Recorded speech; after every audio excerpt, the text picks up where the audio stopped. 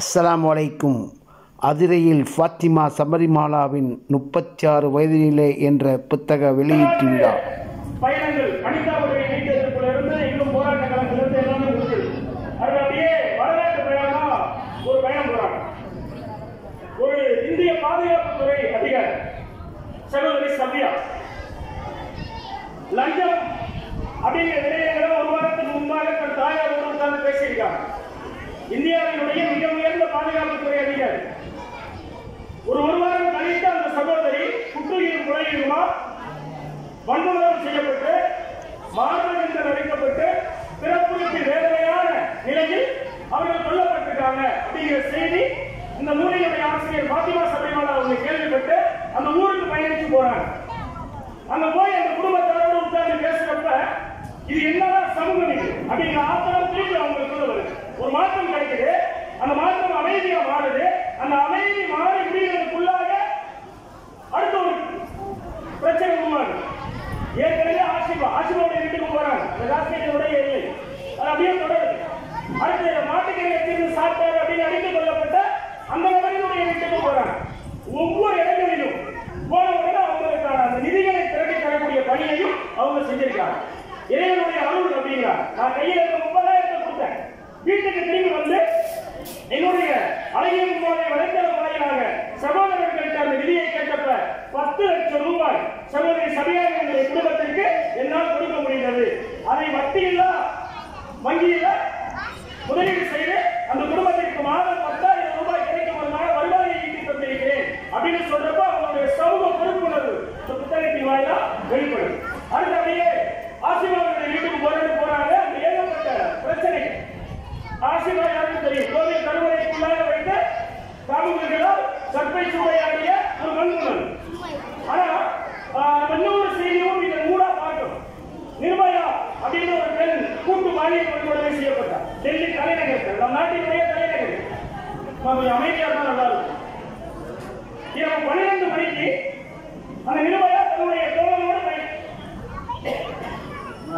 உங்களுக்காக தான் உதவி இருக்கிறாங்க. சலசலப்பா நீங்க பேசிக்கிட்டு இருந்தீங்கன்னா அந்த உதவியுடைய பிரோஜனம் இல்லாமல் போயிடும். கொஞ்சம் அமைதியா இருக்கீங்க. பிள்ளைகளை அமைதிப்படுத்துங்க. டீ கொடுக்கறதா எழுதுங்க. அம்மா டீ கொடுக்கறதா எழுதுங்க. சகோதரி நிர்பயா, இந்த நிர்பயா கொலை வழக்கு இந்தியாவையே புரட்டி கொண்டுச்சு. புதிய சட்ட வடிவங்களை ஏற்றுவதற்கு அந்த நிர்பயா கொலை வழக்கு அந்த கற்பனைக்கு வன்முறை வழக்கு ஒரு அடித்தளம் அமைத்தது. இந்த நிர்பயா கொலை குற்றவாளி எல்லாம் ஒரு பையன் 16 வயசுக்கு கீழே அவனை ஜெயிலுக்கு அனுப்புறதா சீர்திருத்த பள்ளிக்கு அனுப்புறதா பெரிய விவாதம் நடந்துச்சு. அப்ப நாங்க கல்லூரியில் ஒரு கையெழுத்து வச்சிருந்தோம். அது ஒரு இஸ்லாமிய பெண், ஒரு மகள் நைமுன் நிசான் அந்த பொண்ணுடைய பேர். அந்த பொண்ணு எழுதிருந்துச்சு. நிறைய கவிதை எழுதிட்டு இடையில ஒரு தீர்வு கொடுக்குது. இந்திய அரசாங்கத்திற்கான ஆலோசனை. இந்த காமுகர்களுக்கு என்ன தண்டனை தந்துவிடப் போகிறீர்கள்? இந்த காமுகர்களுக்கு என்ன தண்டனை தந்துவிடப் போகிறீர்கள்? அஜ்மல் கசாபிற்கும் அஸ்மல் குருவிற்கும் தந்த தண்டனையை தானே, பகத்சிங்கிற்கும் கட்டபொம்மனுக்கும் தந்த தண்டனையை தானே, ரெண்டுமே தூக்கலாம். அஜ்மல் கசாப், அப்சல் குரு, வீரபாண்டிய கட்டபொம்மன், பகத்சிங் 4 பேருக்கு தூக்கலாம். ஆனா அந்த பொண்ணு ஒரு புதிய வடிவத்தை சொல்றா, சட்ட வடிவம். இந்த தண்டனை வேண்டும். பிறகு என்னதான் தண்டனை தருவது என்று நீங்கள் கேட்பது என் காதுகளில் முழுமுடிக்கிறது.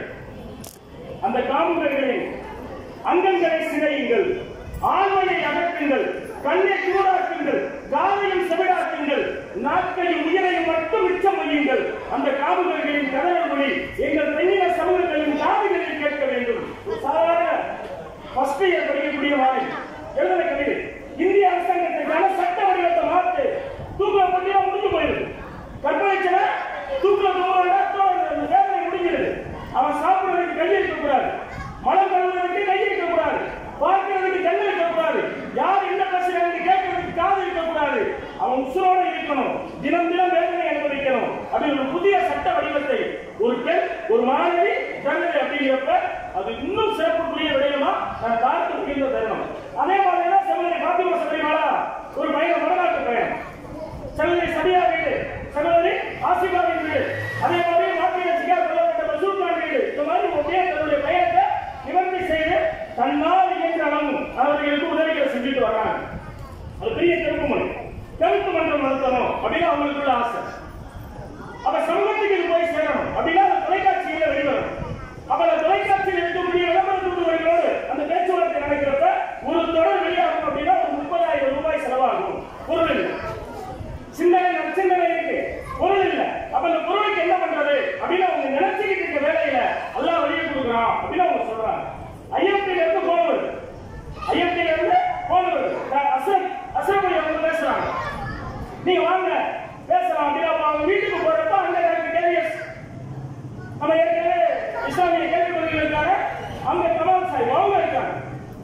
ஹபீப் அஹமத் அவங்க இருக்காங்க. இந்த 2 பேருக்கு இடையில உட்கார்ந்து பேசுறப்ப 1,36,000 ரூபாய் அந்த நிகழ்வுக்கான மொத்த செலவையும் அல்லாஹ் அவர்கள் வாயிலா எனக்கு தந்தா, அல்லாஹ் மிகப்பெரியவன் அப்படின்னு அந்த கட்டுரையில அவங்க சொல்றாங்க. இது முடிஞ்சதோடு வாழ்க்கை நிமித்தம் அவங்க அடுத்த பணியை தொடங்குகிறது. உம்ராவினுடைய அழைப்பு அப்படிங்கிறார். உம்ராவினுடைய அழைப்பு நம்ம கனவினுடைய பயன் இதான் நம்ம நிறைய கேள்விப்பட்டது. அவங்க ஜகச்சக்கு சொல்லணும் அப்படிங்கிற 4 மணிக்கு அலாரம் வச்சுட்டு தூங்குறாங்க. ஒரு கனவு பாத்திமா சலிமாவுக்கு ஒரு கனவு. அந்த கனவுல ஒரு மஞ்சள் நிற துப்பாயம் போட்ட ஒரு சாவல் போட்ட ஒரு பெண்மணி வந்து நிற்கிறார். எழுந்திருக்கிறமே அப்படிங்கிற குரல் கேட்கிறோம். பாத்திமா சலிமா ஏதோ உங்களுக்குள்ள ஒரு மாற்றம், கையில அவங்க ஒரு மஞ்சள் கலர்ல பால் வச்சிருக்க மாதிரி தெரியுது அப்படிங்கிறாங்க. இவங்களுடைய பார்வை எங்க போகுது அப்படின்னா பாத்திமா அவங்க மாதிரி இருக்காங்களே அப்படிங்கிற மாதிரி உங்களுடைய தோல் மூச்சு பார்க்கறது மணி இருக்காங்க. அதாரத்துக்கு வேலை இல்லாம போயிடுச்சு அப்படின்னு கட்டுரையை கொண்டு வர்றாங்க. மறுநாள் ஒரு அழைப்பு அங்க போறாங்க. ஒரு கூட்டத்தில் பேசி முடிச்சவங்க ஒரு சகோதரி வர்றாங்க. வந்து நின்றுட்டு எங்க அம்மா உங்களை பார்க்கணும்னு சொன்னாங்க. உங்க அம்மா யாரு? எங்க அம்மா சிறந்த பேச்சாளர், நல்லா எழுதுவாங்க, நோயாளிட்டு படுத்த படுக்கையா வீட்டுல இருக்காங்க, அவங்க உங்களை பார்க்கணும்னு சொல்றாங்க அப்படின்னு உங்களுக்கு சொல்றாங்க. சரின்னு உங்க அந்த வீட்டுக்கு போறாங்க. அங்க போனா இரவு இவங்க கண்ட கனவு இருக்கிறாங்க. அந்த கனவு மாதிரி அங்க படுக்கையில படுத்து கிடைக்கக்கூடிய அந்த தாயார் மஞ்சள் நிற துப்பாயம் வந்திருக்காங்க. அந்த தாயாருடைய மகள் வீட்டுக்குள்ள இருந்து பாதாபால் கையில எடுத்து மஞ்சள் நிற பாலை கொண்டு கொடுக்குறாங்க. அப்ப பாத்திமா சலிமா கேட்கிறாங்க அந்த அம்மையார்ட்ட, அம்மா இவ்வளவு வயோதிகமா இவ்வளவு நோய்வாய்ப்பட்டு படுத்த படுக்கையில் இருக்கீங்களே, உங்க பெயர் என்ன? அப்ப உங்க நான் தழுதலுக்கு சொல்றாங்க, என்னுடைய பெயர் பாத்திமா அப்படிங்கிறாங்க. இது ஒரு அழகிய வடிவமா அவங்க தர்றாங்க. அப்ப நான் கண்ட கனவு அப்பதான் அவங்களுக்கு அந்த நல்ல அந்த இணையத்தை விளைக்கிறான். நான் இறைவனுடைய சன்னிதானத்தை குறிப்பா கௌபத்துல்லாவுடைய அந்த இடத்தை காண சென்றதற்கான ஒரு அடிகோல் இதுவா இருக்குமோ அப்படின்னு அந்த கட்டுரை முடிக்கிறாங்க. அப்ப தான் கண்ட கனவு மறுநாள் நடக்கக்கூடிய நிகழ்வு இரண்டுக்குமான ஒப்புமை. இதை வச்சு எனக்கு அங்க உம்ராவிற்கான அழைப்பு வந்துருச்சு அப்படின்னு சில சகோதரர்கள் உதவியோடு அவங்க உம்ராவுக்கு பயணப்படுறாங்க. உம்ராவில் போய் ஏகப்பட்ட சந்தேகங்கள் எனக்கு நடக்குது அப்படின்னு அந்த கட்டுரையில் எழுதிக்கிறாங்க. ஒரு ஆய்வாளர் நான் இதெல்லாம் பார்க்க வேண்டிய காலத்தினுடைய நிகழ்வு. அவங்க போறப்ப விமான நிலையம் ஏர்போர்ட்ல எமிகிரேஷன் கிளியர் பண்ணணும். பாஸ்போர்ட்ல சபரிமலைன்னு இருக்கு. பாஸ்போர்ட்ல இருக்கக்கூடிய போட்டோவெல்லாம் மட்டும் வச்சிருக்கு. இவங்க போறப்ப இஸ்லாமிய இளைஞக்கூடிய வரலாற்று அங்கேயோடு போறாங்க. விமான நிலையத்தில் பரிசோதனை அதிகாரி நிறுத்துறான். நில்லு யாரு? ஏகப்பட்ட விமர்சனங்கள். அப்ப உங்க துவா கேட்கிறாங்க, அல்லாஹ் யாரா என்ன சோதனை, யாரா இது என்ன சோதனை? அப்ப நீங்க உம்ராவுக்கு இஸ்லாமியருக்கு மட்டும்தான் போகணும் அப்படிங்கிற நியதி இருக்கு. அப்ப அவர் போய் இன்னொரு பெரிய அதிகாரி மேலதிகாரி அழைச்சிட்டு வரான். அழைச்சிட்டு வந்த அதிகாரி கேட்கிறார், 2 பேருக்கு மழை கருத்து போகுது. பாத்திமா சலிமாட்ட அங்க இருக்கக்கூடிய விமான நிலைய அதிகாரி கேட்கிறாரு, உங்களுடைய பெயர் என்ன?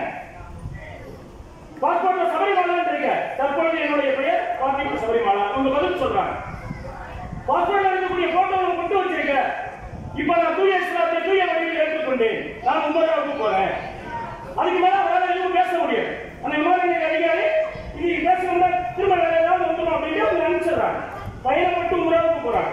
உம்ராவுக்கு பயணப்பட்டு போறப்ப விமானம் தலையில சிக்கல் இருக்கு, அடுத்த விமானம் கிளம்புறதுலயும் சிக்கல் இருக்கு, கௌபத்துல்லா அடையிலையும் சிக்கல் இருக்கு. அப்ப அந்த புனிதமான சன்னிதானத்தை காண்றதுக்கு எத்தனை சிக்கல்களை நான் சந்தித்து அதை கண்டிருப்பேன் அப்படின்னு அவங்க சொல்லக்கூடிய விடயங்கள் ரொம்ப மெய்மறந்து ரசிச்சு படிக்கக்கூடிய விடயங்களா உள்ள இருக்கு. இன்னும் குறிப்பா அவங்க இன்னொன்னு சொல்றாங்க, கௌபத்துல்லாவை பார்த்தக்கூடிய அந்த தூய ஆடை இருக்குல்லங்க, அதை நெய்யக்கூடிய இடத்துக்கு கூட்டிட்டு போறாங்க. கூட்டிட்டு போனவங்க வெளியே நின்றுட்டு ஒரு போட்டோ எடுத்துக்கலாம். இதுதான் கௌபத்துல்லாவை பார்த்தக்கூடிய அந்த துணியினுடைய அந்த தங்க இணையால் அந்த நெய்யக்கூடிய இடம் அப்படின்னு ஒரு பதிவு போடலாம் அப்படின்னு அவங்க எண்ணம் நினைச்சுக்கிட்டு இருக்காங்க. உள்ள போய் நம்மளால பார்க்க முடியாது அப்படின்னு உங்க எண்ணம். ஆனா உள்ள பார்த்தா நல்லா இருக்கும், உள்ளாந்து ஒரு விடயம் சொல்லுது. அப்ப அவங்க கூட்டிட்டு போன அந்த வழிகாட்டி உள்ள போயிட்டு அங்க நெய்யக்கூடியவர்கிட்ட வந்திருக்கக்கூடியவர் இவர் அப்படின்னு சொன்ன உடனே என்னை ஒரு இலவசமாக அழைத்து சென்றார்கள். அந்த ஒரு வார்த்தை சொன்னார், என்னை ஒரு இளைஞரை பேசவர் அப்படின்னு என்னை ஒதுக்கி வைத்திருந்த சமூகத்திலிருந்து வந்த என்னை அந்த புனித கௌபத்துல்லாவுக்கு போற்றக்கூடிய அந்த இறைவனுக்கு போற்றக்கூடிய அந்த ஆடையை நெய்யக்கூடிய இடத்தில் ஒரு இளவரசியை கொண்டு அழைத்து சென்றார்கள். அழைத்து சென்றதோடு மட்டுமல்ல, அங்கு தங்க இலைகளை என் கையில் தந்து கோர்த்த செய்து இதை இப்படி குத்தி இப்படி எடுங்க அப்படின்னு சொல்லி அங்க கௌபத்துள்ளாவோட போட்டக்கூடிய அந்த துணியை தங்கையினால் நெய்த நற்பாக்கியத்தை நான் அடைந்தேன் அப்படின்னு மெய்சிலிட்டு போறாங்க. உங்க சொல்ல விடயங்கள் என்னவா இருக்கு அப்படின்னா, இதற்கு முன்பாக கனடாவிலிருந்து ஒரு சகோதரர் ஆம்புலன்ஸ் வாங்கி தரார். இன்னும் அடுத்தடுத்த தலங்களுக்கு அவங்களுக்கான உதவிகள் எல்லாம் தந்துட்டே இருக்கான். அப்ப அவங்க என்ன சொல்ல வந்தாங்க முடிவு அப்படின்னா, நான் நியத்து வச்சேன் அல்லாஹ் நடத்தி தரலாம், நான் நியத்து வச்சேன் இறைவன் பார்வையில் என்னுடைய பார்வை சரியானதா இருக்கு, அல்லாஹ் இந்த உதவியை எனக்கு தந்துட்டு இருக்கான் அப்படிங்கிறத அவர்கள் சொல்லாடல் என்னுடைய நியதியா நான் பார்க்கிறேன். அடுத்த கட்டமா அப்படியே போறோம். அவங்க அந்த மக்கமா தனிவார நகரில் இருக்கக்கூடிய எல்லா பிரதேசங்களினுடைய சூழலை நிறைய குறிப்புகள் இருக்கணும். சூழல் நிமித்தம் நேரம் கருதி அதை அப்படியே சொல்லிட்டு வந்தாங்க. அதாவது எல்லா இடங்களையும் சொல்லிட்டு வர்றாங்க. ஒரே ஒரு இடத்துல மட்டும் அவங்க நிறுத்தி ஒரு பெண்மணி இன்னும் புகழாரம் சொல்றாங்க. அந்த பெண்மணி யார் அப்படின்னா சுபைதா. சுபைதாவினுடைய வழி அப்படின்னு ஒரு கட்டுரையை அமைச்சிருக்காங்க. 8ஆம் நூற்றாண்டுல ஹாரூன் ரஷீத் அப்படிங்கிற ஒரு மன்னருடைய ஆட்சி. அந்த மன்னருடைய மனைவி சுபைதா. இந்த சுபைதாவை அவங்கள்ட்ட போய் அங்க ஹாஜிகளா வந்தவங்க போய் முறையிடுறாங்க. யார்கிட்ட? அந்த மன்னனா இருக்கக்கூடிய ஹாரூன் ரஷீத் அப்படிங்கிற அந்த மன்னன்ட்ட போய் முறையிடுறாங்க. என்ன முறையீடு? இங்க தண்ணீர் கொஞ்சம் அதிகரிச்சிருக்கு, இங்க வந்துகிட்டு ரொம்ப குடிக்கிறதுக்கு தண்ணீர் இல்ல, காலமுது கழுவுறதுக்கு தண்ணீர் இல்ல, வெளியூர்களில் இருந்து வெளிநாடுகளில் வரக்கூடிய ஹாஜிகள் மிகவும் துன்பம் அடைகிறாங்க. இதற்கு ஏதாவது மறுபரிசீலனை செய்ய முடியுமா? மன்னர் கையை செய்கிறார் ஹாரூன் ரஷீத். 8ஆம் நூற்றாண்டு நிகழ்வு. அப்ப இத அவங்களுடைய பிரதமரை இருந்து பேசிக்கிட்டு இருக்கப்ப அந்த சுபைதா காதல கேட்கிறாங்க. கேட்ட அந்த அம்மையா அந்த பெண்மணி இதை என்ன விட்டுங்க. அப்ப பெண்ணினுடைய நுண்ணிய அறிவு 8ஆம் நூற்றாண்டுல சிறப்பிட்டு இருந்தது அப்படிங்கிறதுக்கான ஒரு முன்னோட்டமா அந்த கட்டுரையை வடிவமைச்சிருக்காங்க. என்னென்ன விட்டுருங்க அப்படின்னு சொன்னதோட வரல. 2 அணைகளை கட்டுறாங்க. தன்னுடைய மதிப்புப்பட்டால் எந்த அறிவியல் பின்புலமும் இல்லை, எந்த விதமான வேறு விதமான எந்த விதமான முன்னோட்டமான அறிவு முன்மாதிரியும் அவங்களுக்கு இல்லை, தன்னுடைய சுய அறிவா. அப்ப இந்த ஒரு அணையை கட்டலாம், மக்கமான ஒரு அணையை கட்டலாம். அந்த பெய்யக்கூடிய மழையினுடைய நீர் இது எல்லாத்தையும் தேக்கி வச்சு இந்த ஹஜ்ஜினுடைய காலத்துல மட்டும் அந்த அணையை திறந்து விட்டு இங்க நம்ம நீர்ப்பாசனம் செழிக்கிற மாதிரி பண்ணலாம், அவங்களுக்கு குடிக்கிறதுக்கு தண்ணீர் கொடுக்கலாம் அப்படின்னு அந்த சுபைதாவினுடைய அந்த அறிவாற்றலையும் அந்த வரலாற்று நிகழ்வுகளையும் தன்னுடைய புத்தகத்துல 29வது கட்டுரையா அவங்க உள்ள வச்சிருக்காங்க. வாழ்வியல் நிறுத்தம் தான் அனுபவித்த எல்லா விடயங்களையும் பிறப்பிலிருந்து 36 வயதுக்குள்ளாக தன்னுடைய ஒட்டுமொத்த சுயசரிதையையும் இந்த புத்தகத்தில் அவர்கள் தந்திருக்கின்றார்கள் என்றால் அது மிக அல்ல. இன்னும் குறிப்பாக இந்த புத்தகத்தின் வாயிலாக அவர்கள் நமக்கு சொல்ல வேண்டிய விடயம் ஒன்றே ஒன்று மட்டும்தான், சத்திய இஸ்லாம். அதை தூய வடிவில் நான் பற்றியிருக்கேன். கௌபத்துல்லாவில் இருந்து நான் சாட்சி பகர்றேன். லா இலாஹ இல்லல்லாஹ் முஹம்மது ரசூலுல்லாஹ் அப்படிங்கிற கலிமாவை கௌபத்துல்லாவில் இருந்து நான் சொல்றேன். நான் தூய வடிவில் இந்த இஸ்லாத்தை ஏற்றிருக்கேன் அப்படின்னு அங்கிருந்து பிரயோஜனப்படுத்துறாங்க. அதுதான் அவர்கள் இந்த தூய வழியில் ஏற்றிருக்கக்கூடிய இந்த இஸ்லாம் நான் ஏற்றதற்கு பின்பாக எல்லா வழிகளிலும் எனக்கு உறுதுணையாக இருந்திருக்கு. ஏக இறைவன் எனக்கு அடிப்படையாக அனைத்து பாக்கியங்களையும் தந்திருக்கான். பெருமானார் காட்டிய வழியில் தூய வழியில் இந்த இஸ்லாத்தை கொண்டு சேர்க்க வேண்டிய பெரும் வழி எனக்கு இருக்கிறது என்பதான விடயங்கள் இந்த புத்தகத்தில் ஆங்காங்கே நிரம்பி இருக்கின்றன. அவர்களுடைய அடிநாள் பெண்ணிய விடுதலை, பெண்ணிய விடுதலை அவர்களுடைய அடிநாள். இந்த புத்தகம் மட்டுமல்ல, அவருடைய வாழ்வியலுடைய எல்லா பக்கங்களை புரட்டி பார்த்தாலே பெண்களுக்கான விடுதலை வேணும், ஆணோடு பெண் சரிவிகள் சமானம் அப்படிங்கிற சமத்துவம் வேணும். இது இஸ்லாம் போதித்த போதனை. நிறைய வச்சிருக்காங்க. பெண்கள் பள்ளிவாசல்ல போகலாமா, இதெல்லாம் உள்ள இருக்க இந்த கட்டுரைகளுக்குள்ளே நான் போக விரும்பல. ஆனா வாழ்வியல் நிமித்தம் இந்த கட்டுரையினுடைய தொகுப்பு 40 தலைப்புகளில் மிக அருமையாக சிறப்பாக வாழ்வியல் நிமித்தத்தினுடைய வழிகாட்டலாக நல்ல நம்பிக்கையோடு இந்த புத்தகம் சகோதர சமயத்தவர்களால் ஈர்க்கப்படும் புத்தகமாக மார்க்கத்தின்பால் எட்டி வைக்கப்படும் அழைப்புப்படிக்கு மிக ஒரு முன்மாதிரியான புத்தகமாக அமையும். இன்னும் சொல்லணும் அப்படின்னா இந்த புத்தகத்தை படிச்சோம்னா நிறைய விஷயங்கள் எனக்கே தெரிஞ்சது, இன்னும் ஒரு ஈடுபாடு கிடைச்சது. அறியாத விஷயங்கள் அறிய செய்தல், அல்லாஹ் ரொம்ப தெளிவாக சொல்ற, அறியாத ஒன்றை அறிந்தவர்களிடம் தெளிவாக கேட்டு தெரிந்து கொள்ளுங்கள். மக்களாலும் சரி அரபுலகமும் சரி பெண் குழந்தையை உயிரோடு குறைத்த அவலங்கள் நிகழ்ந்த நாள். அந்த காலங்களில் இருந்து விடுதலை பெற்று பெரும்பாலான அதற்கான விடுதலையை தேடி தந்தார்கள். தற்பொழுது நடக்கக்கூடிய இந்த பெண்ணிய கொடுமைகளும் சீண்டல்களும் மாற வேண்டும். அதற்காக தன்னுடைய ஆசிரியர் பணியை துறந்து மிகச் சிறப்பாக இந்த புத்தகத்தை வெளித்தந்திருக்கக்கூடிய நம்முடைய சகோதரி பாத்திமா சபரிமாலா அவர்கள் பயணம் சிறக்க வாழ்த்தி இந்த நூலின்பால் நான் இட்ட கருத்துக்களில் ஏதேனும் பிழைகள் இருப்பின் என்னிடம் தனிப்பட்ட முறையில் உங்களுடைய விளக்கங்களை கேட்கலாம். சமூக ஊடகங்களின் வாயிலாக அதை விவாதங்களாக்காமல் அறிவான முறையில் அறிவார்ந்த சமூகத்திற்கு உட்பட்டு யார் அதற்குரிய பணிகளை முன்னெடுத்தவர்களோ அவர்களிடம் அமைதியான முறையில் பேசி சகோதர சமயத்தவர்களும் அன்பு பாராட்டுகின்ற ஒரு இனிய மார்க்கமாக இந்த சமூகம் இருக்க வேண்டும். புத்தகம் வெளிவர வல்ல இறைவனை பிரார்த்தித்து தந்த வாய்ப்புக்கு நன்றி பாராட்டி இடம் சார்கின்றேன். அஸ்ஸலாமு அலைக்கும்.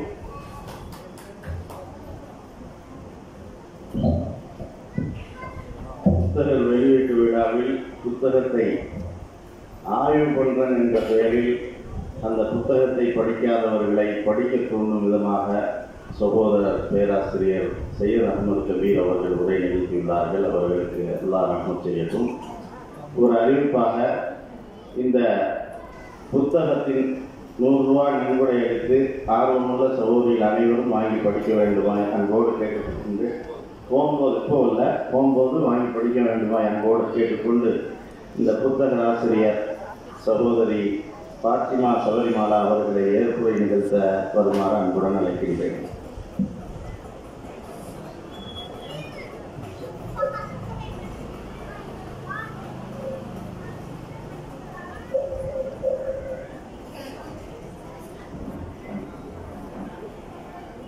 இறைவனின் சாந்தியின் சமாதானம் அவனது பேரருளும் பெரும் கருணை நம் அனைவர் மீதும் உண்டாகும்.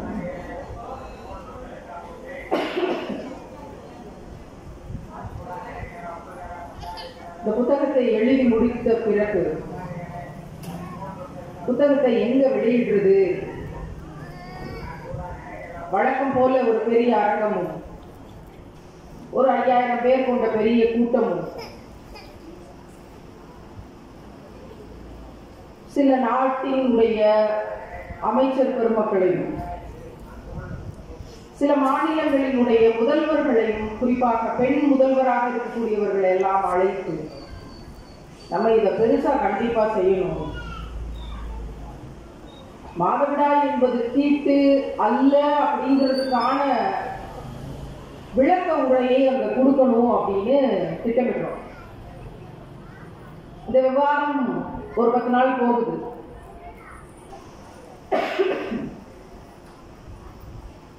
ரோஸ் கலர் மக்னா போட்ட பார்ப்போம், கை கட்டி வாழ்ந்தவர்கள் பார்ப்போம்.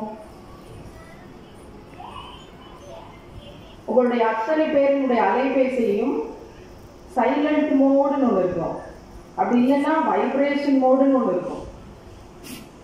பெரும்பான்மையான சமயங்களில் இப்ளீஸின் கருவியாக இருக்கக்கூடிய இந்த சமூகத்தின் அடுத்த தலைமுறை பிள்ளைகளுக்கு அப்படித்தான் இருக்குங்கிறத நான் பார்த்துட்டு இருக்கிறேன். அந்த அலைபேசியை முடிந்தால் வைப்ரேஷன் மோட்ல கண்டிப்பாக போட்டுவிட்டு கொஞ்ச நேரத்துக்கு வீடு, இரவு உணவு அப்படிங்கிற சிந்தனைகளை கொஞ்ச நேரத்துக்கு கழட்டி வைத்துவிட்டு இந்த செய்திகளோடு இதயம் பகிர இருக்கக்கூடிய அன்பு சகோதரிகளை அழைக்கிறேன்.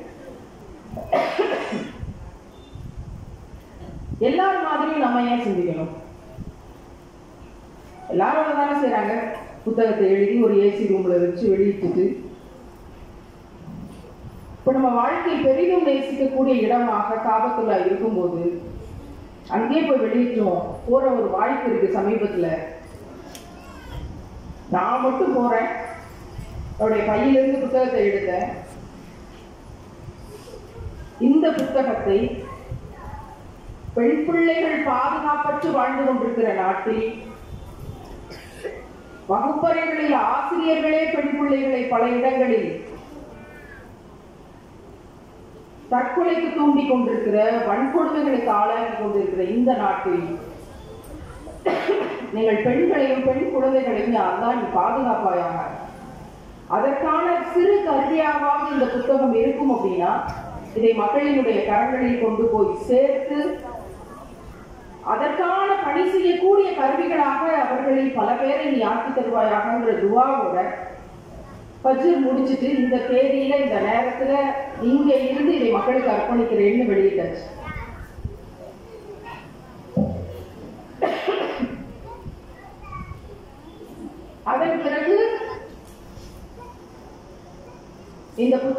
இன்ஷா அல்லாஹ் அல்ஹம்துலில்லாஹ் எல்லா புகழும் இறைவனுக்கு தான். உம்ரா முடிச்சுட்டு வந்த 30 நாட்கள்ல 5000 பிரதிகள் மக்களிடத்துக்கு போய் சேர்ந்தது. எல்லாருமே தொகை கொடுத்து, சில பேர் தாங்கள் அணிந்திருந்த நகைகளை கொடுத்து, சொல்ல முடியாத பல அதிசயங்கள் இந்த 30 நாளைக்குள்ள நடந்திருக்கு. தொடர் பயணக்கழகம் இந்த 50 நாள் பயணக்கழகத்தை தாண்டி இப்போ ஒரு 60வது நாள்ல நிக்கிறேன். இடையில ஒரு 2 நாள் ஓய்வு. இப்போ இந்த 10 நாள்ல தொடர்ந்து 50 நாட்கள் உம்ராவோட சேர்த்து தொடர் பயணம்.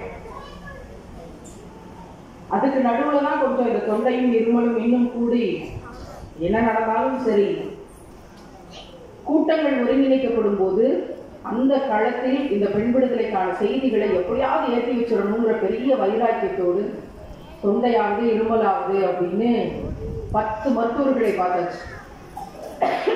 எல்லாருக்கும் சொல்லக்கூடிய ஒரே விஷயம் வாய்ஸ் ரெஸ்ட். நீங்க தொண்டைக்கு ஓய்வு கொடுக்காம இருமலை நிப்பாட்ட முடியாது. ஓய்வு கொடுக்க வேண்டிய ஒரு காலமும் வரும் அப்படிங்கிற நியத்தோட ஓடிக்கொண்டிருக்கிறேன்.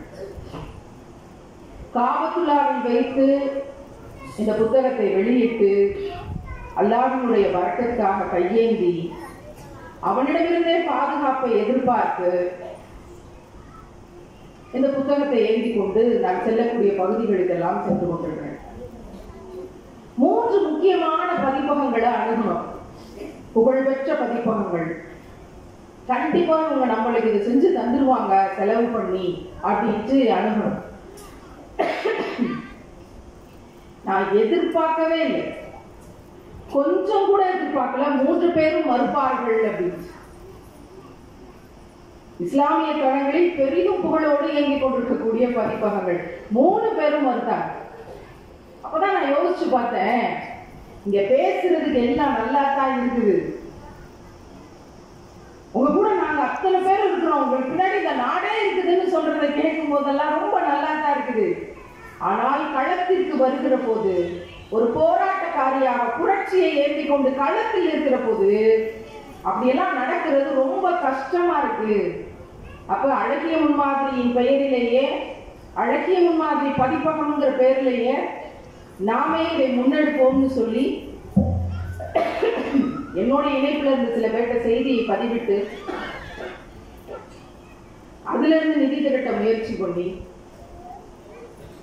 அதிலும் பல போராட்டங்களை சந்தித்து ஒரு வழியாக இந்த புத்தகத்தை நாமே செலவு செய்து வெளியிடுவோம் அப்படின்னு நியத்து வைக்கிறோம். அது நடந்துச்சு.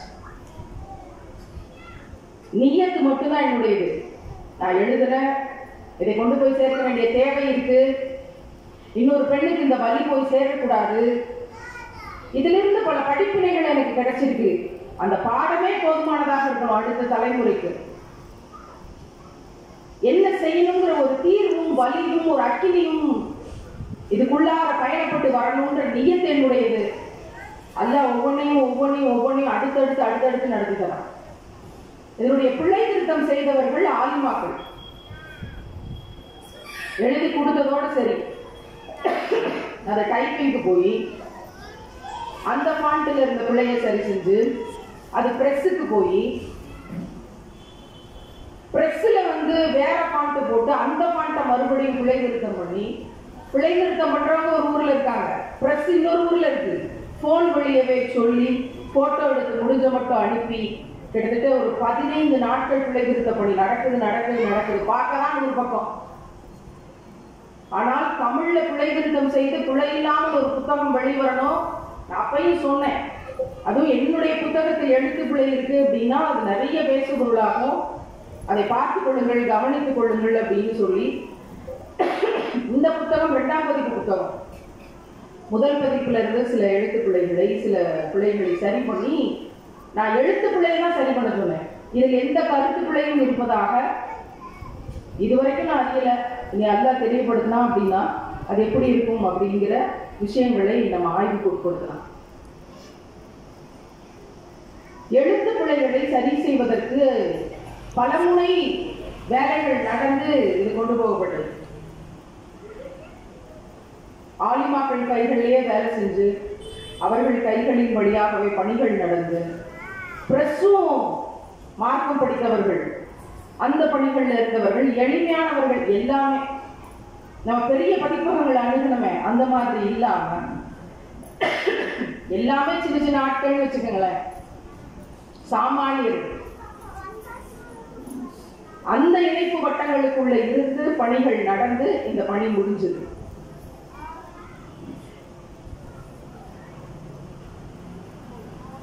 நான் முதல் உம்ரா போயிருக்கும் போது சவுதி அரேபியால ஒரு இடத்துல டாய்லெட்ல வச்சு சமோசா போட்டுக்கிறான். இவனும் ரொம்ப நாளா டாய்லெட்ல வச்சுன்னா அவன் சமோசா தயாரிச்சு விற்பனைக்கு கொண்டு போயிருக்கிறான் போல.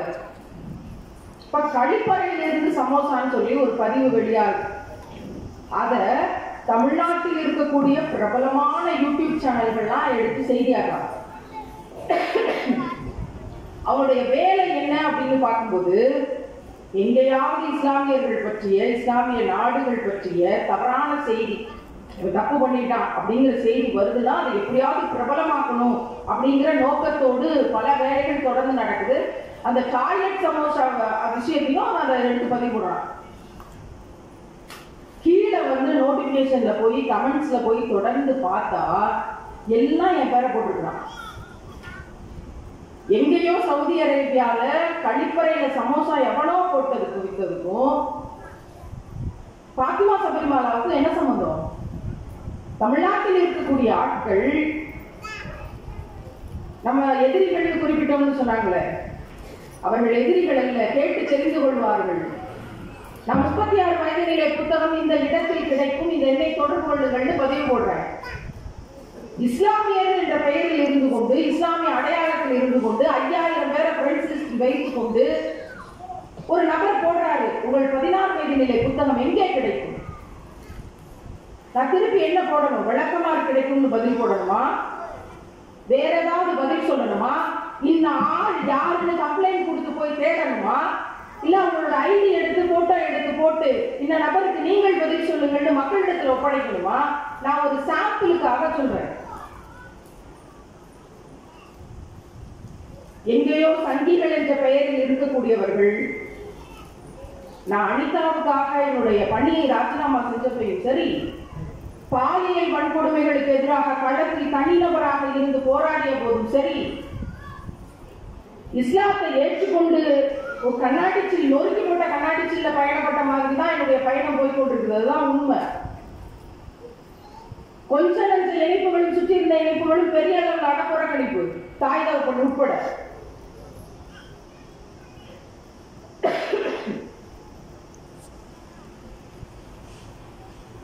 இவர்களை என்னுடைய நண்பர்கள், தோழர்கள், சகோதரர்கள் நான் ஏற்றுக்கொள்ள தயாரே வச்சுக்கோமே. நீங்கள் என்ன செய்கிறீர்கள்? வெளியில் சொல்ல முடியாத அளவிற்கு அவ்வளவு விமர்சனங்கள், பேச முடியாத வார்த்தைகள். ஆசிபாவினுடைய வழக்குல 8 பேர் கூட்டு பாலியல் வன்முறை செய்யறாங்க. அந்த 8 வயது குழந்தையை, அது 5 பேருடைய பெயர் தான் வழக்கு பதிவில் இருக்கு. பாதி ஆட்களுடைய பெயர் வழக்கு பதிவுக்கே போகல. இந்த நபரை விடுதலை செய்யணும்னு பேரணி நடந்து கொண்டாடுறான். இவர்கள் என்ன பெயர் சொல்லி அழைப்பது?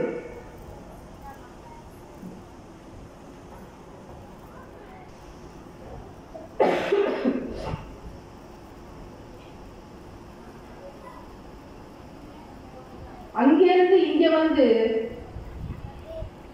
நான் இங்கே நிற்பது பிழைப்புக்காக கிடையாது. வெளியில சொல்லிக் கொண்டிருக்கிறாங்க, இஸ்லாத்தை பின்பற்றிட்டு போய் மேடையா பயங்கரமா சம்பாதிக்கிறாங்க, நிறைய அவங்களுக்கு பெட்டி பெட்டியா கிடைக்குது போல. ஷேக்குகள்னா அவங்களுக்கு ஃப்ரெண்ட்ஸ் ஆயிட்டாங்க. துபாய்க்கு போயிருக்கிறோம்னு அங்க போய் நம்முடைய வேலைகளை செய்து கொண்டிருக்கிறோம். அழகா பதிவு போடுறாங்க நம்முடைய நண்பர்கள், தோழர்கள், சகோதரர்கள்லாம். எந்த ஷேக்கோடு 15 நாள் பயணம்? சகோதரி சொல்றாங்க, எல்லாவற்றுக்குமே கேள்வி கணக்கு உண்டு, நீங்க கவலைப்படாதீங்க. பக்கத்துல உட்கார்ந்து அதெல்லாம் சொல்றாங்க, எல்லாவற்றுக்குமே கேள்வி கணக்கு உண்டு, நீங்க கவலைப்படாதீங்க. கடைசி நம்பிக்கை அதுதான்.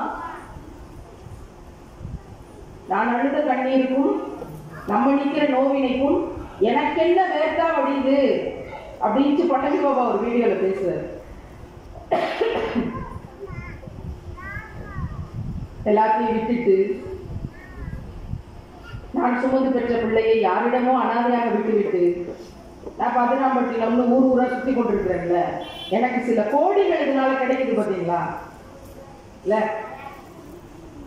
அதனால அந்த கோடிகளுக்காக நானும் சுத்தி கொண்டிருக்கிறேன். நம்புவோமே, அப்படி கிடைக்கட்டும். இறைவன் மிகப்பெரியவன். இதில் இருக்கக்கூடிய ஒவ்வொரு எழுத்தும் சத்தியம். இந்த புத்தகம் ஒருவேளை காசுக்காக எழுதப்பட்டிருந்தால்,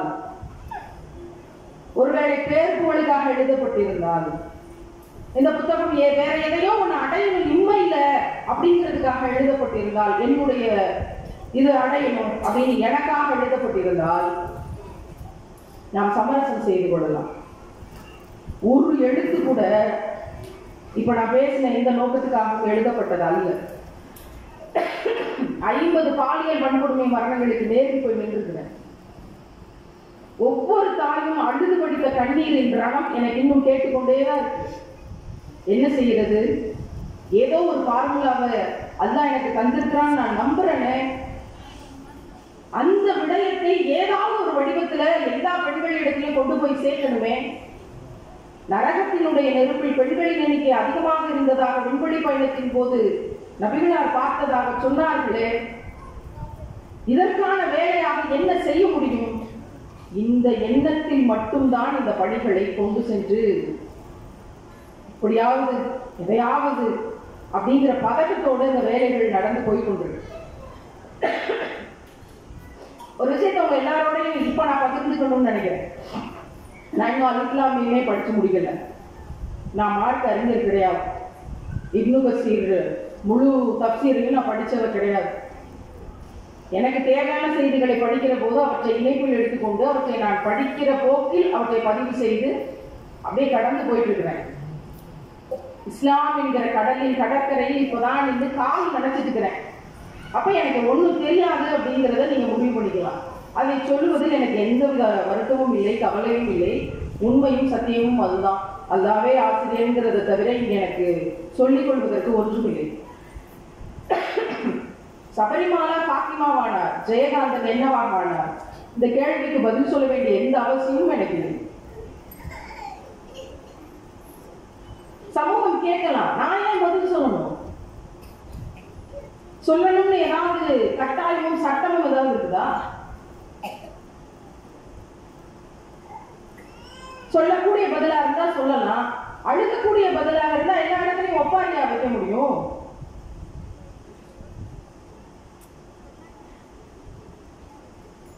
எத்தனையோ இடங்கள்ல கேள்விகளை சந்தித்து கொண்டுதான் இருக்கிறேன். முடிந்தால் புன்னகை, இல்லைன்னா ஒரு சின்ன புலம்பல், இல்லைன்னா அதுவும் இல்லைன்னு கடந்து போய்கொண்டிருக்கோம்.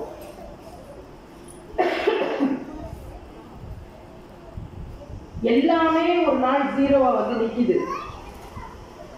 நான் நம்பியவர்கள், நான் நேசித்தவர்கள், நான் ஏற்றுக்கொண்டு இருக்கிற இடம் எல்லாமே எங்க தங்குறதுனே தெரியாம ஒரு நாள் இருக்குன்னா நீங்க யோசிச்சு பார்த்துருங்க.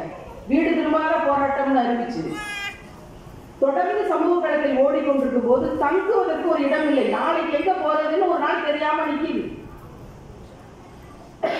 இப்படி ஒரு நாள் நடக்குது 2 வருஷத்துக்கு முன்னாடி. இந்த பணி முடிஞ்சிருச்சு, இந்த இடம் இந்த வேலை முடிஞ்சிருச்சு, நாளைக்கு எங்க போறது தெரியலையே.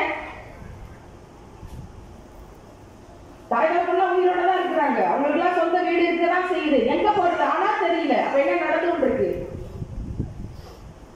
இப்படி ஒரு நாள் நான் நிக்கிறேன். அப்பதான் நபிகள் நாயகம் அவர்களை பற்றி தெரிந்து கொள்றேன். 36 வயசுக்கு பிறகு தெரிந்து கொள்றேன். இப்படி ஒரு மனிதர் இங்க இருந்திருக்கிறாரா? இவற்றுக்கெல்லாம் தீர்வாக்கி ஒரு சக்சஸ்ஃபுல்லான சொசைட்டியை கட்டமைச்சிருக்கிறாங்களா? நம்ம இத்தனை நாள் எதை கேள்விகளாக போராட்டங்களாக ஓடிக்கொண்டிருக்கிறோமோ அது எல்லாத்துக்கும் ஒரு ஃபார்முலா இருக்கு. இதை அப்ளை பண்ணா இதை சரி செஞ்சிடலாம்னு சொல்லி இருக்கிறாங்களா? அதை ஜெயிச்சு காட்டி இருக்கிறாங்களா? அப்பதான் தெரிஞ்சுக்கிறேன். அதற்கு பிறகுதான் அல்லாஹ்வை அறிகிறேன். அவங்க வாழ்க்கையின் வழியாகத்தான் அல்லாஹ்வை தெரிந்து கொள்ள வாய்ப்பு கிடைக்குது. அதற்கு பிறகுதான் குர்ஆன் அப்படிங்கிறதை அறிந்து கொள்ளுகிற வாய்ப்பு கிடைக்குது.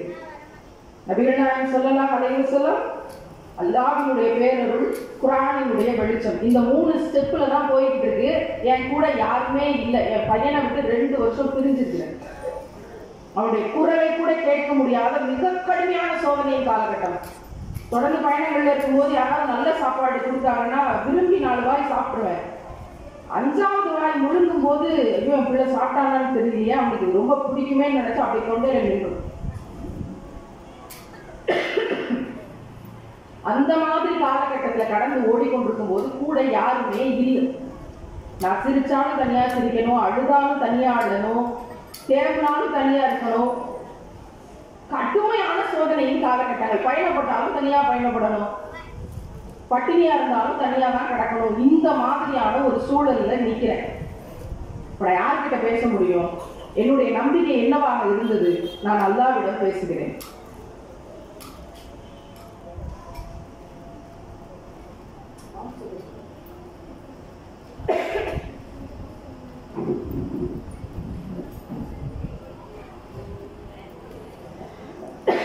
அப்ப என்னோட நம்பிக்கை என்னவாக இருந்துச்சு? நான் அல்லாஹ்விடம் பேசுகிறேன். அது எப்படி நீங்க அல்லாஹ்ட்ட பேச முடியுமா? என்னோட நம்பிக்கை அல்லாஹ் பேசுறதுன்னா காதுல கேட்கல, அல்லாஹ்வை தான் கண்ணுல பார்க்க முடியல, பார்க்க முடியாது. நான் யார்கிட்ட பேசுறதுன்னா அல்லாஹ்ட்ட பேசுறேன். ரசூலுல்லாஹ்வுடைய செய்திகளை படிச்சுட்டே இருக்கிறேன். ஒவ்வொரு நாளும் அவற்றோடைய வாழ்ந்து கொண்டு கடந்து போய்கொண்டிருக்கு. நான் யாருடன் செய்திகளை பகிர முடியும்? நான் தலைவராக ஏற்றுக்கொண்டிருக்கிறேன் என்று தலைவரிடம் பேசிக் கொண்டிருக்கிறேன். என்னுடைய இடத்திலிருந்து இந்த உணர்வை புரிந்து கொள்ள முடியும் அப்படிங்கிறவங்களால தான் இந்த செய்தியை புரிந்து கொள்ள முடியும். அதை விட நீங்க ரசூலுல்லாஹ்வோட பேச முடியுமா? நீங்க அல்லாஹ்வோட பேச முடியுமா? யாருமே இல்லை. அப்படியான ஒரு கற்பனை நான் நினைத்துக் கொள்றேன். வேற வழி இல்லை, இல்லைன்னா பைத்தியமாயிடும். அந்த மாதிரியான ஒரு காலகட்டம். தொழுகைன்னா என்னன்னு தெரியாது. ஒரு நாளைக்கு ஒரு முறை தான் தொழுவேன். ஆனா 1 மணி நேரம் 1.5 மணி நேரம் தொழுகை இருக்கும். என்னென்ன பேசணுமோ, என்னென்ன சொல்லணுமோ, என்னென்ன அழணுமோ, என்னென்ன கேட்கணுமோ எல்லாவற்றையும் அல்லாஹ்விடமே பகிரக்கூடிய அந்த சுஜூது, மணிக்கணக்கான சுஜூத். அப்படியான பொழுதுகளை தாண்டி தான் இந்த இடத்துல வந்து நான் நிற்கிறேன். அப்ப யார்கிட்ட பேச முடியும்? அல்லாஹ்ட்ட தான் பேச முடியும். நான் பேசுறேன், அவன் கேட்கிறானா இல்லையா, அதெல்லாம் அவனுடைய கட்டளைக்கு உட்பட்டு. இப்படியாக கடந்து வந்து தட்டு தடுமாறி உம்ரா அப்படிங்கிற ஒரு வாக்கியம் கிடைக்க பெற்று, இந்த உம்ராங்கிற வழியாக, அந்த காணொளிகள் வழியாகத்தான் உலகமெல்லாம் பாத்திமா சபரிமாலாவுடைய செய்தி போய் சேருது. ஒருவேளை அது நடக்கலைன்னு வச்சுக்கோங்களேன், இப்ப இந்த கூட்டத்திற்கு வந்து நிற்பதற்கான வாய்ப்பு இல்லாமல் கூட போகலாம், போய் இருக்கலாம், எனக்கு தெரியல. ஆனால் அல்லாஹ்வினுடைய நாட்டம் வேறு மாதிரியாக இருந்தது. தொடர்ந்து பெண்களை சந்திக்கவும், தொடர்ந்து பெண்களிடம் பேசவும், அடுத்த தலைமுறை பெண் பிள்ளைகளை இன்னும் வேகமாக சந்தித்து பரப்புரை செய்வதற்குமான சூழ்நிலைகளை அவனே உருவாக்கினான். இதுவும் என்னுடைய நம்பிக்கை.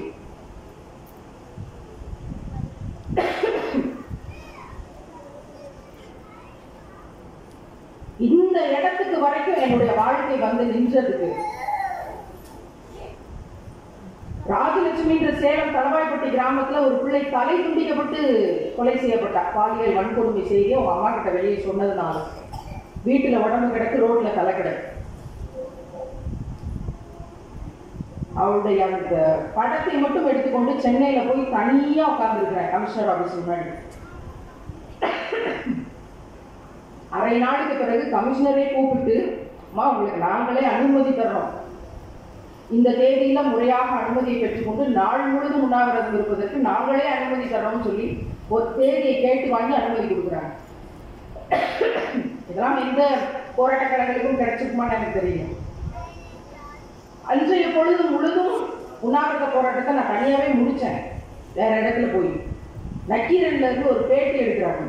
அந்த பேட்டியினுடைய செய்தி வெளியே போகுது. அதன் பிறகுதான் ராஜலட்சுமி என்று கொலை செய்யப்பட்ட அந்த பிள்ளையினுடைய செய்தி 10 நாட்களுக்கு கழித்து சென்னை தலைநகரத்துக்கு போகுது. அதன் பிறகு அங்கங்க சமூக அமைப்புகள் போராட்டத்தை முன்னெடுக்கிறாங்க. அதன் பிறகு டிவியில விவாத பொருளா மாறுது. 2 வாரம் கழிக்கும். எங்கேயோ யாரோ ஒரு பிள்ளை சாகத்தான் செய்யறா, நம்ம எல்லாத்தையும் மாற்றவா முடியும்? அப்படி என்னால இருக்க முடியும். உணவெடுத்துக் கொள்ள முடியல, தூங்க முடியல, ஒரு தண்ணீரை மறந்த ஒரு சூழ்நிலை. எப்படி இது சகிக்கிறது? தலையை வெட்டிட்டானா? 13 வயசு பிள்ளைக்கா அபியூஸ் நடந்திருக்கா? இன்னும் எத்தனை நாள்? அந்த பிள்ளைய பெத்தெடுத்த அந்த தாய் போய் தடுக்கும் போது தள்ளி விட்டு அவள் மார்பகங்கள் மேல எட்டி மிதிக்கிறான். அவன் மயக்கம் அடைஞ்சிடறான் வழியில. எந்திரிச்சு பார்த்த போது அந்த தாயினுடைய மனநிலை எப்படி இருந்திருக்கும்? பிள்ளை தலை மட்டும் இல்லை, எப்படி இருந்திருக்கும்? ஒரு தாயாக என்னால் அதை செலுத்தவே முடியல. என்ன நடக்கும்னு தெரியாம தான் சென்னைக்கு போற போராட்ட களத்தை ஏந்தி கொண்டு பிறகு இன்றைக்கு இத்தனை வருஷ போராட்டத்துக்கு பிறகு அந்த பிள்ளையினுடைய அந்த கேஸ் நடந்து சம்பந்தப்பட்ட குற்றவாளிக்கு மரண தண்டனையும் தீர்ப்பாயிருக்கு. இறைவன் மிகப்பெரிய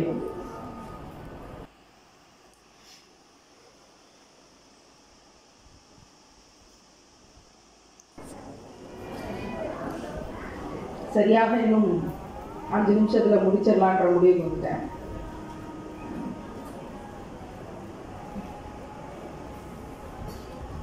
ஒரு 5000 புத்தகங்களை மக்களிடத்துல கொண்டு போய் சேர்க்கிற ஒரு பாக்கியத்தை அதாவது வந்திருக்கிறான். நான் 1,00,000 புத்தகங்களை அடுத்த தலைமுறை பிள்ளைகளுக்கு கொண்டு போய் சேர்க்கணுங்கிற நியத்தோட தான் என்னுடைய இந்த புத்தகத்தை தொடங்கினேன். இந்த புத்தகத்தில் என்ன இருக்கிறது அப்படிங்கிறத முழுமையாக சகோதரர்கள் இங்கே ஏற்றி வச்சிருக்கிறாங்க. அல்லாஹ்வுடன் நான் வாக்குவாதம் செய்தேன். எப்படி வாக்குவாதம் செய்யலாம்? இது சரியா? தப்பா கூட இருக்கலாம். நான் செய்வது எப்பயுமே சரிதான் அப்படின்னு சொல்லக்கூடிய முட்டாள் நான் கிடையாது. தப்பா கூட இருக்கலாம். ஆனால் நடந்தது என்ன அப்படின்னா, உதறப்பட்ட நிலையில ஒரு பெண் பிள்ளையினுடைய படம் ஹிந்தியில ஏதோ எழுத்துக்கள் எழுதி என்னோட வாட்ஸ்அப்புக்கு வருது. அந்த செய்தி நடந்தது எப்போதுன்னா 8 நாளைக்கு முன்னாடி, 8 நாளைக்கு பிறகுதான் என்னோட வாட்ஸ்அப்புக்கு வருது. அதை மொழிபெயர்த்து பார்க்கும்போது சபியாவினுடைய இஷ்யூ என்ன நடந்திருக்கு அப்படின்னு தெரிய வருது. அப்ப நான் போராட்டத்தை முன்னெடுக்க போறேன், நான் அறிவிப்பு செய்றேன். நான் மசூரா பண்ண இடத்துல இருந்து எனக்கு என்ன பதில் வருதுன்னா, இல்ல ஒரு நாள் காத்திருக்கலாம், 8 நாள் ஆயிடுச்சு, ஒரு நாள் காத்திருக்கலாம், முடிவு பண்ணலாம்னு சொல்லி அன்னைக்கு அந்த இடத்தை விட்டு நான் நகரவே முடியாது. அடுத்த பெருநகரத்துக்குங்கிற சிச்சுவேஷன் இருக்கு. முதல் முறையாக இத்தனை பாலியல் வன்கொடுமைகள், இத்தனை வன்புணர்வுன்றதை தாண்டி நிற்கிற நேராக களத்துக்கு சென்ற ஒரு நபர் முதல் முறையாக வீட்டுக்குள்ள அறையில பூட்டிட்டு அழுகிறேன். 2வது என்ன செய்யறேன்னா, தொழுகிறேன். மல்லாட்டே கேட்போம், இவ்வளவு மோசமான முறையிலா ஒரு பெண் கொலை செய்யப்படணும்? 54 இடத்துல கத்தி குத்துக்களோட இவ்வளவு. நான் சமீபத்தில் இப்படி ஒரு கொடுமையான மரணத்தை எங்கேயுமே பார்க்கவும் இல்லை, கேள்விப்படவும் இல்லை. யாரெல்லாம் எதுக்காக? படைத்தவன் நீதான். நன்மையும் தீமையும் நீ நாடாம நடக்காதுன்றத நம்புறமே. எங்களுடைய இந்த பெண்ணினத்துக்கு எதுக்காக இவ்வளவு கொடுமையான விஷயங்கள்னு, அதுக்கு பின்னாடி என்னெல்லாம் காரணங்கள் அல்லாஹ் வச்சிருக்கான்னு தெரியக்கூடிய அறிவாற்றல் நமக்கு இல்லை. ஆனா இது அப்படியே கடக்கக்கூடிய மனநிலையும் இல்லை. இந்த போராட்ட மனநிலையில நம்ம யார்கிட்ட பேச முடியும், கேட்க முடியும், அழ முடியும்? யார்கிட்ட சண்டையும் போட முடியும்? என்னை பொறுத்தவரை இந்த எல்லாத்துக்குமான ஒரே ஆப்ஷன் அங்க இருக்கிறது அல்லாஹ் மட்டும்தான். 10 மனிதர்கள் இருந்தா அவங்கள்ட்ட கேட்டுக்கலாம், அவங்கள்ட்ட பேசிருக்கலாம், அவங்கள்ட்ட சண்டை போட்டு இருக்கலாம். அதுக்கான ஆப்ஷன் என்னோட வாழ்நாள்ல இல்லை.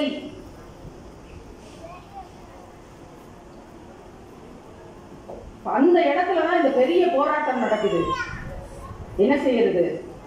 நான் எங்கேயாவது போய் போராட்டத்தை முன்னெடுக்கிறதா? வாழ்நாள் முழுதும் உண்ணாவிரத போராட்டம், இந்த வழக்குல தீர்ப்பு வர வரைக்கும், நீதி கிடைக்கிற வரைக்கும் எதையாவது முன்னெடுத்து செத்துறதா? இல்ல எல்லாரும் மாதிரி நான் கடந்து போறதா? இல்ல அழுதுட்டு இப்படியே வீட்டுல ரூம்ல கதவை சாத்திட்டு வீட்டுல இருக்கிறதா? நான் என்ன செய்யறது? பல கேள்விகள், பல குழப்பங்கள், பல போராட்டங்கள், உண்மை என்னன்னு அறிய முடியாத தடுமாற்றம். என் மனநிலையை நான் உள்ளது உள்ளபடி அப்படியே பதில் சொல்றேன். எல்லாம் அறிந்தவனாக இருக்கிறான். அப்ப எனக்கு ஒரு சின்ன ஐடியா கிடைக்கும் தொழுகைக்கு பிறகு. அதைத்தான் நான் அந்த இடத்துல வாக்குவாதம் அப்படின்னு குறிப்பிட்டிருக்கேன். இந்த போராட்ட மனநிலை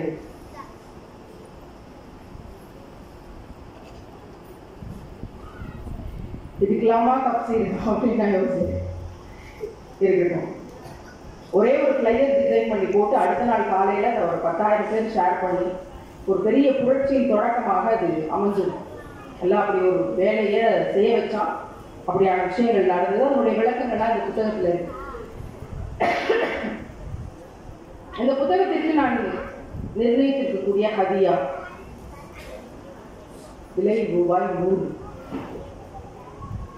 இந்த புத்தகத்தின் மூலம் கிடைக்கப்பெறுகிற தொகை, இந்த புத்தகத்துக்கான பேப்பருக்கான காசு, அதுக்கு போக இந்த புத்தகத்திலிருந்து கிடைக்கப்பெறுகிற தொகை, அதை கொண்டு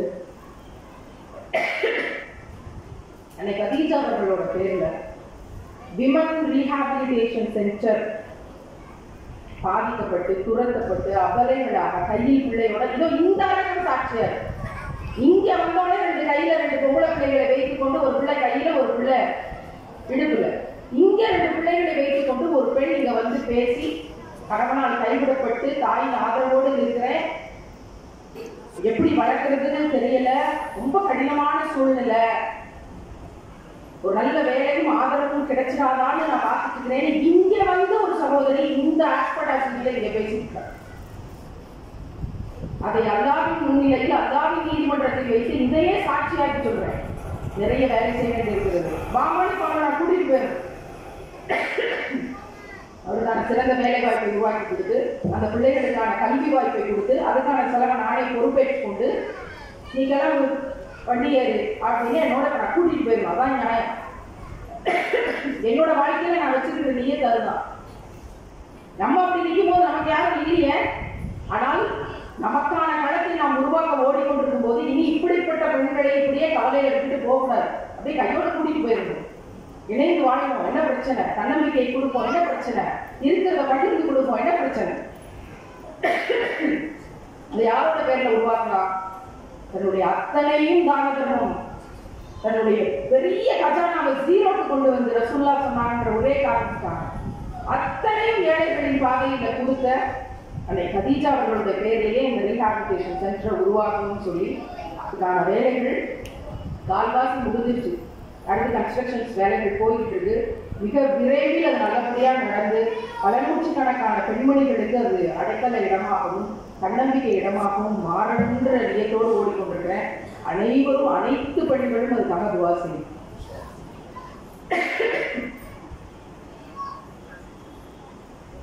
அதனால இந்த புத்தகத்தின் மூலமாக ஏதாவது ஒன்று மிச்சமாகும்னா ஸ்ட்ரைட்டாக போகுது. அது பத்தாது, அது ஒரு 2% தான் அது பத்தலாம். பிறகு நான் அதையும் நிதி திரட்டி பல பேரிடம் கையேந்தி அல்லாவின் கஜானாவை நம்பி அந்த வேலையை நான் கண்டிப்பாக செய்வேன். இன்ஷா அல்லாஹ் இதுவரைக்கும் இந்த 1.5 வருஷமாக பல பணிகளை அல்லாஹ் நம்மளை வந்து செஞ்சிருக்கிறான். இதையும் அவனுடைய நாட்டப்படி சிறப்பாக செய்வான்ற முழு நம்பிக்கை எனக்கு இருக்கிறது. காரணம் அல்லாஹ் 7 வானம் தாண்டி 7 சிறை தாண்டி அச்சில் இருக்கிறான்ற பதிலை தாண்டி அல்லாஹ் என் குடலினருக்கு பக்கத்தில் இருக்கிறான்ற பதில் தான் குர்ஆனிலிருந்து எனக்கு ரொம்ப பிடித்தமானது.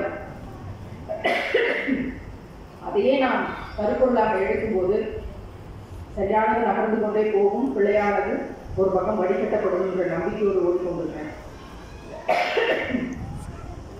5000 புத்தகங்கள் கொண்டு சேர்க்கப்பட்டதும் இந்த மாதிரி ஒரு நிகழ்வு ஒப்பிட்டு பார்க்கும்போது இந்த ஊரில் நடந்த இந்த நிகழ்வு தான் ஆண்கள் வந்து இருந்து இதை பேசி இந்த புத்தகத்தை வாசித்து இதில் என்னென்ன இருக்கிறது, இது என்னென்ன நாங்கள் படித்தோம், இது என்னென்ன கேட்க வேண்டிய செய்திகளாக இருக்கிறதுன்னு சொல்லி ஆண்கள் வந்திருந்து இந்த புத்தகத்திற்கான செய்திகளை பகிர்ந்த இடம் இதுதான் முதலிடம். ஏன்னா நான் போவே பேசினேன், புத்தகங்களை கொடுத்துட்டு நகர்ந்து ஓடிச்சே இருப்பேன். இதுதான் அவகாசம் இருந்தது. இந்த ஊர்ல தான் திட்டமிட்டு இப்படி ஒரு நிகழ்வு மடைமாற்றம் செய்யப்பட்டு நடந்திருக்கிறது. எனவே 5 நிமிஷத்துல முடிக்கிறேன்னு சொன்னேன். இறைவன் மிகப்பெரியவன். உங்க கைகளுக்கு இப்போ அந்த புத்தகங்கள் வரும். இந்த புத்தகங்களை பெற்றுக்கொள்ளுங்கள். உங்களால் என்ன முடியுமோ அதை செய்யுங்கள். நிறைய தான தர்மங்களை செய்து நரக நெருப்பிலிருந்து நம்மை நாம் பாதுகாத்துக் கொள்வோம் அப்படிங்கிறது நமக்கு கொடுக்கப்பட்ட நபிமொழி. அதனால உங்களால் முடிந்த தான தர்மங்களையும் இந்த புத்தகங்களை பெற்றுக்கொண்டு நீங்கள் செய்யுங்கள் அப்படிங்கிற ஒரு விஷயத்தை நான் ரெக்கமெண்ட் பண்றேன், உங்களுக்கு பரிந்துரை செய்யறேன். அதற்கான வாய்ப்பையும் இதன் வழியாக உருவாக்குவோம் அப்படிங்கிறத ஒன்றிணைந்து துவாக்களோடு பெண் பிள்ளைகளுக்காக, பெண் பிள்ளைகளின் பாதுகாப்புக்காக நிறைய துவா செய்யுங்க. இந்த புத்தகத்தை முழுமையாக படியுங்க. நீங்க படிச்சு முடிச்சுட்டு ஸ்கூல் காலேஜில் படிக்கிற பிள்ளைகள், அது கேர்ள்ஸோ பாய்ஸோ யாராக இருந்தாலும் அவங்கள்ட்ட கொடுத்து படிக்க சொல்லி ரெக்கமெண்ட் பண்ணணும். அவங்க ஒரு முறை இந்த புத்தகத்தை அவசியம் வாசிக்கணும். இந்த சமூகம் எப்படிப்பட்டதாக இருக்கிறதுங்கிற சாம்பிளை அவங்க பார்க்கணும். இதுல ஒரு பெரிய நம்பிக்கை இருக்கு, பெரிய நம்பிக்கை இருக்கு. எது நடந்தாலும், என்ன விமர்சனங்கள் வந்தாலும், எத்தனை நோவினைகள் நடந்தாலும், எத்தனை கண்ணீர் தொடர்ந்தாலும் கூட அது இம்மையில மட்டும்தானே, இந்த உலகத்துல தானே. ஆனா மறுமையில அல்லாவோட கூலி ரொம்ப பெருசா இருக்கும். கண்ணியம் குலைக்கப்படுதுன்னா இந்த உலகத்துல தானே, மனிதர்கள் மத்தியில தானே. போயிட்டு போகுது அங்க மேல அல்லாவோட இடத்துல.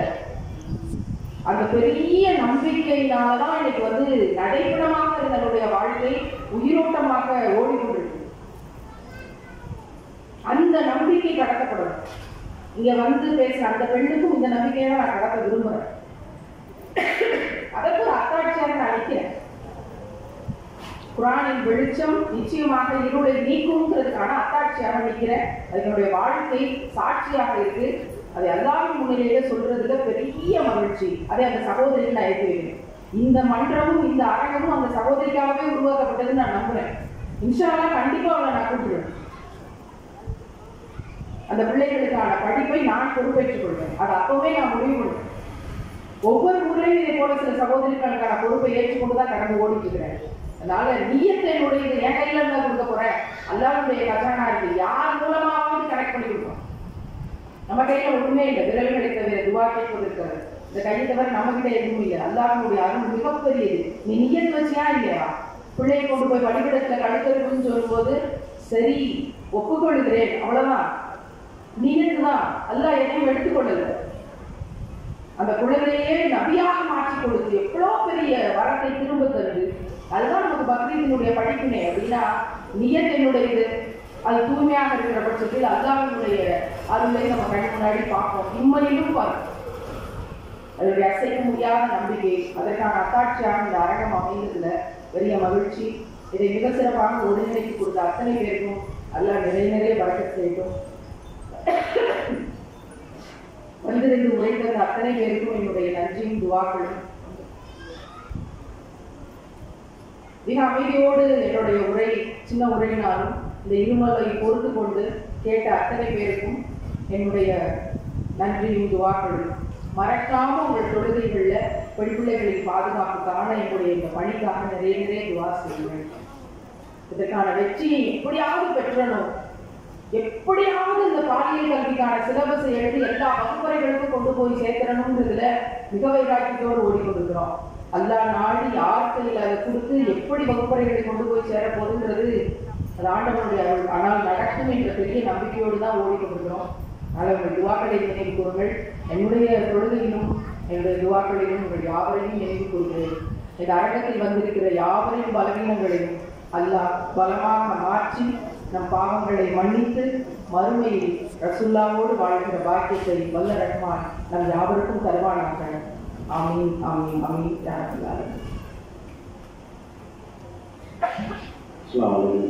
சகோதரிகளே, இந்த கூட்டத்தின் வாயிலாக ஒரு சில நினைவூட்டல்களை நான் நினைவூட்ட விரும்புகின்றேன். இங்கே வந்திருக்கக்கூடிய சகோதரிமார்கள், சகோதரி பாத்திமா சபரிமாலா சந்தித்த இடர்கள் இனி ஒரு பெண்மணியோ யாருமோ சந்திக்கக்கூடாது என்ற நோக்கத்தில் ஒவ்வொருவரும் செயல்பட வேண்டுமாய் அவர்கள் சார்பாக நான் கேட்டுக்கொள்கின்றேன்.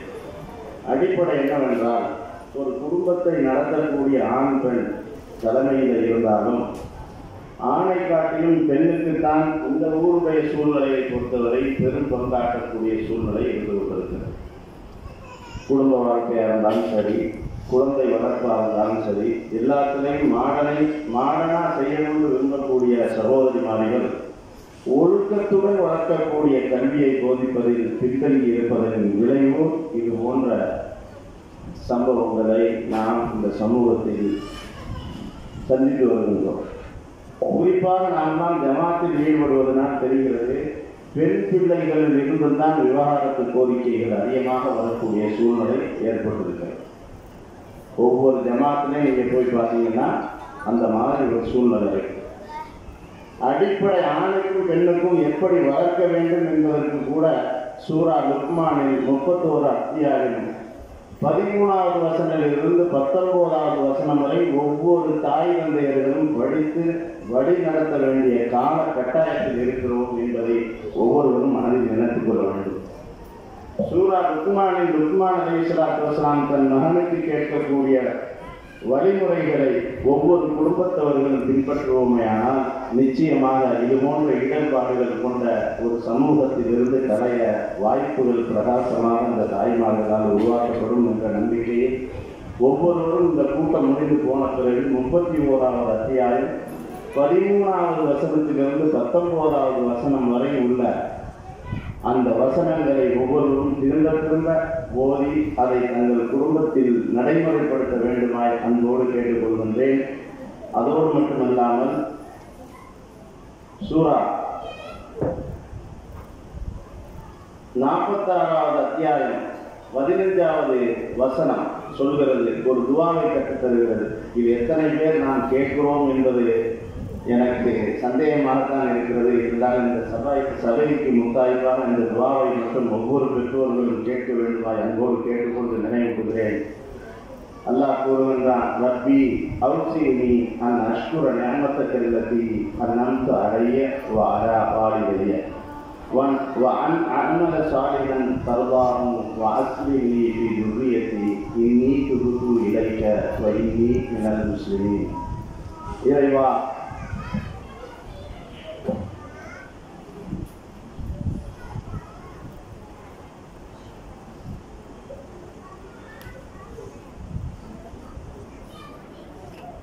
இறைவா, நீ என் மீதும் என் பெற்றோர்கள் மீதும் புரிந்த நிஅமத்துகளுக்காக நன்றி செலுத்தவும் உன்னுடைய திருப்தியை அடையக்கூடிய நல்லமல்கள் செய்யவும் எனக்கு அருள் பாலிப்பாயாக. என்னுடைய சந்ததியை சாலிகானவர்களாகவும் சீர்திருத்துவாயாக. நிச்சயமாக நான் உன்னை உன்பக்கமே திரும்புகிறேன், அன்றியும் நான் முஸ்லிம்களில் நின்றும் உள்ளவனாக இருக்கின்றேன் என்ற துவாவை அடிக்கடி கேட்கக்கூடியவர்களாக நாம் ஒவ்வொருவரும் விருப்பமாக கேட்டுக்கொண்டு சகோதரி ஜாஸ்மின் கமால் அவர்களை நன்றி உரைக்கு முன்பாக புத்தகம் வாங்கக்கூடியவர்கள் உங்களிடத்தில் புத்தகம் வரும், அதை நன்கொடையாக அளித்து பெற்றுக்கொள்ளுமாறு அன்புடன் கேட்டுக்கொள்கின்றேன்.